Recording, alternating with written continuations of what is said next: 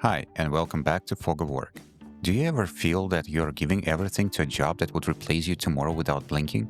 You're exhausted, stressed, and somehow still behind. You care, but caring this much is killing you, and maybe it's time to stop. Today, I want to show you why learning to care less about your work might be the most important thing you ever do for your well-being. There is the hard truth. Modern work is designed to run you at 100% capacity at all times. Not for your success, but for their profit. Corporations load us up with workloads that are too big on purpose. That way, you're always just behind, always proving yourself, always reachable, always stressed. Because if you're busy, you're controllable. And when you finally burn out, they'll replace you, quietly, cheaply, without a second thought. That's not dysfunction. That's the business model. No matter how good you are, no matter how long you've been loyal, you're replaceable in a system that measures people like inventory.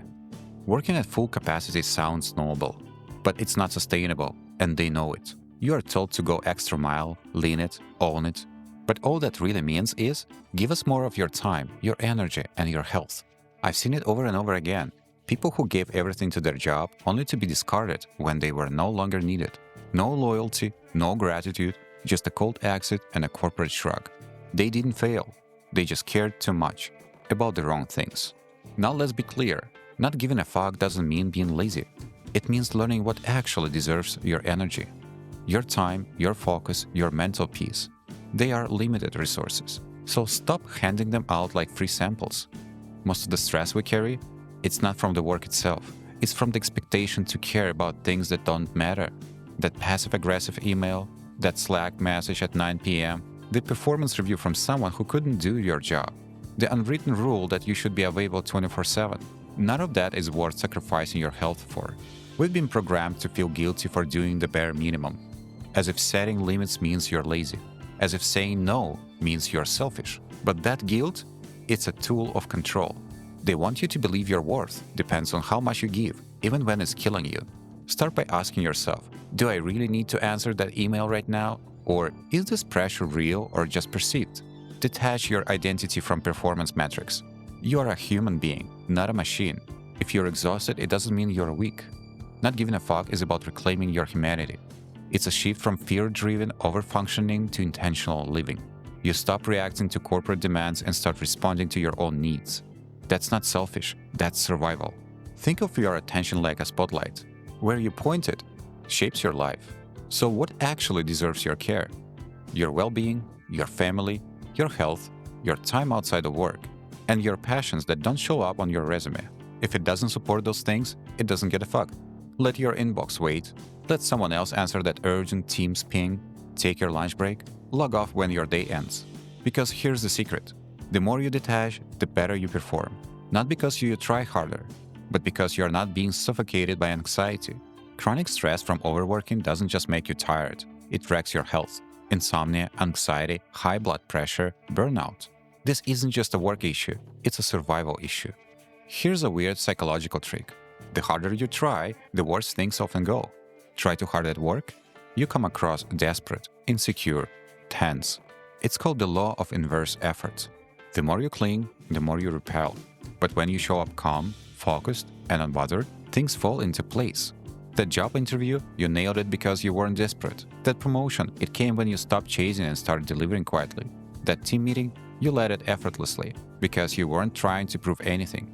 You weren't detached from the outcome. You were just no longer ruled by it. We live in a system that rewards panic and punishes rest.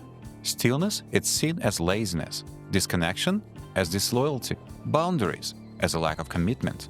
But stillness is dangerous to a system built on control. Because when you pause, you start to see things clearly.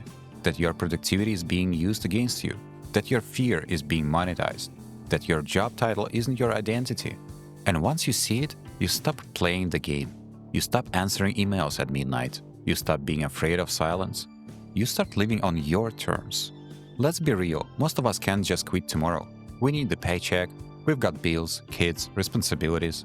But this isn't about walking away from work. It's about walking away from mental slavery. You can still work, you can still do your job well, but you don't have to carry it with you after hours. You don't have to let it seep into your weekends, your sleep, your self-worth. Your job doesn't deserve your evenings. It doesn't deserve your peace. And it sure as hell doesn't deserve your identity. You are not your LinkedIn profile. Have you ever reached a point when you realized you were giving too much of yourself to your job? What helped you draw the line?